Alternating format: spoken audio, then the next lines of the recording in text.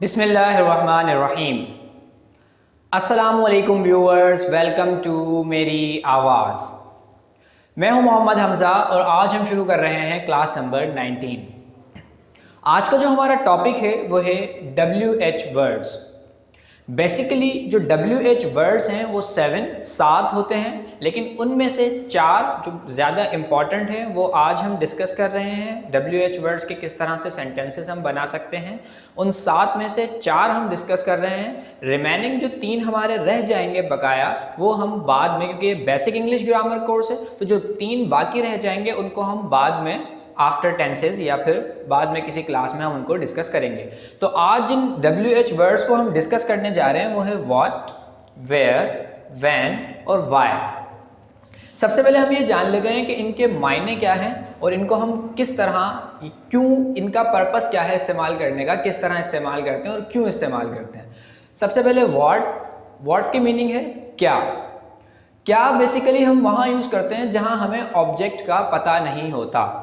Object जहाँ हमारा missing होता है, ऑब्जेक्ट को जानने के लिए हम क्या का इस्तेमाल करते हैं। जैसे आपका नाम क्या है, हमें नाम नहीं पता, मतलब ऑब्जेक्ट नहीं पता। आप क्या काम करते हैं, ऑब्जेक्ट नहीं पता, मतलब आपको शख्स के बारे में पता है, सब्जेक्ट के बारे में पता है, लेकिन वो सब्जेक्ट करता क्या है, काम क्या करता है, आपको उसका ऑब्जेक्ट नहीं पता। तो जहाँ हमारा ऑब्जेक्ट मिसिंग हो वहाँ हम व्हाट का इस्तेमाल करते हैं। उसके बाद है वेयर, मीन्स कहाँ। ऐसा कोई भी सेंटेंस जहां हमें प्लेस का मालूम ना हो वहां हम वेयर का इस्तेमाल करते हैं प्लेस जानने के लिए। क्वेश्चन मार्क वाले वर्ड्स हैं ये WH वर्ड्स कहलाते हैं। तो वेयर मीन्स कहाँ, मतलब जहां हमें प्लेस मालूम ना हो। जैसे आप कहाँ काम करते हैं, आपका स्कूल कहाँ पर है, आपका घर कहाँ पर है, आप कहाँ पिकनिक पर जा रहे हैं। तो जहाँ हमें प्लेस मालूम ना हो, प्लेस हमारी मिसिंग हो, उसको जानने के लिए, इंक्वायरी करने के लिए हम वेयर का इस्तेमाल करेंगे। उसके बाद जो नेक्स्ट टॉपिक है वो है हमारा व्हेन। व्हेन मीन्स कब, मतलब जब हमें टाइम का मालूम ना हो। व्हाट हम कहाँ यूज़ करेंगे, जहाँ ऑब्जेक्ट मालूम ना हो। वेयर हम कहाँ यूज़ करेंगे, जहाँ प्लेस मालूम ना हो। इसी तरह व्हेन हम वहाँ यूज़ करेंगे जहाँ हमें टाइम का मालूम ना हो। जैसे आप सुबह कब उठते हैं, आप कितने बजे ऑफिस जाते हैं, आप स्कूल कब जाते हैं। तो इस तरह ऐसा कोई भी सेंटेंस जिसमें टाइम हमें मालूम ना हो, तो टाइम की इंक्वायरी करने के लिए, टाइम को जानने के लिए हम व्हेन का इस्तेमाल करते हैं। उसके बाद है व्हाई, मीन्स क्यों। रीज़न जानने के लिए, कॉज जानने के लिए, मतलब वजह क्या है, क्यों। तो जहां हमें रीज़न मालूम ना हो, रीज़न मालूम करने के लिए हम व्हाई यूज़ करेंगे। जैसे आप क्यों स्कूल जाते हैं, आप क्यों वीडियो देख रहे हैं, आप क्यों नमाज नहीं पढ़ रहे हैं। तो जो हमें रीज़न मालूम ना हो जिस सेंटेंस में, तो रीज़न को जानने के लिए, इंक्वायरी करने के लिए रीज़न की हम वाई का इस्तेमाल करेंगे। अब इस तरह के सेंटेंसेस अगर आपके सामने आ जाएं या आपको कहीं पूछना हो कौन कौन सी चीज़ें मालूम करने के लिए, ऑब्जेक्ट जहां हमारा मिसिंग हो तो हम व्हाट यूज़ करेंगे, प्लेस जहां मिसिंग हो, प्लेस जानने के लिए हम वेयर यूज़ करेंगे, और टाइम जानने के लिए हम व्हेन यूज़ करेंगे, रीज़न, कॉज जानने के लिए हम व्हाई का इस्तेमाल करेंगे। अब जो ये सेंटेंसेस अगर हमारे सामने आ जाएं या हमें कहीं पूछना हो इनमें से कोई भी चीज़, तो हम उनको किस तरह उर्दू से इंग्लिश में ट्रांसलेट करेंगे। इसके लिए एक छोटा सा फॉर्मूला है, वो फॉर्मूला आपके सामने यहाँ मौजूद है। फॉर्मूला क्या है, सबसे पहले हमें चाहिए WH वर्ड्स, मतलब ये जो वर्ड्स हैं जिनको हम WH वर्ड्स कह रहे हैं, अगर ऐसा कोई भी सेंटेंस हमारे सामने आ जाए, WH वर्ड्स वाला सेंटेंस हमें बनाना हो या हमें कुछ इसमें से मालूम करना हो, टाइम मालूम करना हो, प्लेस मालूम करनी हो, रीज़न मालूम करना हो या ऑब्जेक्ट मालूम करना हो, तो जब भी हम सेंटेंस बनाएंगे ये चारों वर्ड्स सबसे पहले आएंगे। सबसे पहले क्या आएगा, हमारा WH वर्ड, उसके बाद हेल्पिंग वर्ब। हेल्पिंग वर्ब हम यहाँ पे किसको कह रहे हैं, हेल्पिंग वर्ब वही सारे टॉपिक्स हैं जो हम पढ़ चुके हैं, लाइक सिंपल सेंटेंस हो, can, could, would, should, must, या फिर be about to, be use to, be to verb. जितने भी टॉपिक्स हम अब तक स्टडी कर चुके हैं, जितने भी टॉपिक्स को हम जान चुके हैं अब तक, उनमें से कोई सा भी हेल्पिंग वर्ब आ जाए वो सबसे पहले हम यूज़ करेंगे इन WH वर्ड्स के बाद। उसके बाद सब्जेक्ट आएगा, फिर वर्ब और फिर ऑब्जेक्ट। कुछ एग्जाम्पल्स मैंने आपके सामने यहाँ पर लिख दी हैं, जैसे कि व्हाट का एक एग्जाम्पल हमने लिख दी, व्हाट, जैसे क्या, आपका नाम क्या है, what is your name. Urdu मैंने नहीं लिखी है क्योंकि हम यहाँ पर सिर्फ सिंपली इनको जान रहे हैं कि हम किस तरह से इस्तेमाल कर सकते हैं। इसकी प्रैक्टिस के लिए मैं भी आपको बताता हूँ कि आपने करना क्या है, लेकिन सबसे पहले हम एग्जाम्पल देख लेते हैं। सबकी हमने एक एक एग्जाम्पल लिखी है। ये एक सिंपल सेंटेंस है, व्हाट इज़ योर नेम, आपका नाम क्या है। अच्छा जी, वेयर, अब हमें प्लेस मालूम करनी हो, where can we go for picnic. अभी जो हेल्पिंग वर्ब हमने यहाँ पे यूज़ किया, ये कैन, मतलब आप कहाँ पिकनिक पर जा सकते हैं। सकता है, सकती है, सकते हैं एंड में आ गया जुमले के आखिर में, इसका मतलब ये कैन वाला सेंटेंस है, तो हमने हेल्पिंग वर्ब यहाँ पर कैन यूज़ किया।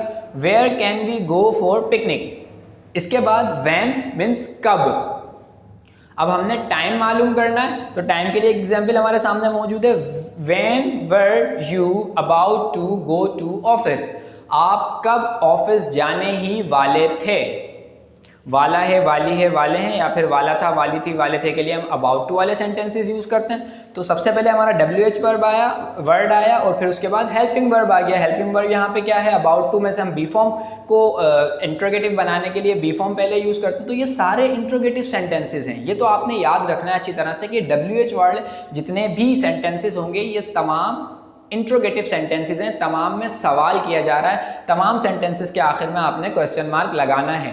तो इंट्रोगेटिव सेंटेंस का जो हमारा अबाउट टू वाला फॉर्मूला था उसमें हम बी फॉर्म पहले लिखते हैं, तो फिर WH वर्ड के बाद बी फॉर्म आ गई, व्हेन वर्ड, फिर सब्जेक्ट आ गया and then about to go to office.